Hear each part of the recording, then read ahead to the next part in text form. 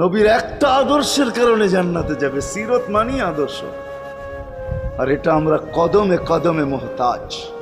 কেননা এই ছোট জীবনটা যদি গ্রহণযোগ্যতা পর্যন্ত পৌঁছাইতে হয় আল্লাহর কাছে, চাই নারী হই, চাই যুবক হই, চাই বৃদ্ধ হই, যেই মানুষই হই না কেন, যেখানেরই হই না কেন, যেই বাসারই হই না কেন, যেই বর্ণেরই হই না কেন, যেই পেশারই হই না কেন, যেই সোসাইটিরই হই না কেন, এই জীবনটাকে যদি গ্রহণযোগ্যতা পর্যন্ত পৌঁছাইতে হয় কার কাছে? দুনিয়াওয়ালাদের কাছে না, মালিকের কাছে, যিনি এক ফোঁটা পানির থেকে অস্তিত্ব দিছেন, যার কাছে আবার আমাদেরকে ফিরা যেতে হবে। পালানের কোনো সুযোগ নাই। এই জন্যই কোরআন আমাদেরকে বোঝায় আইনাল মাফার।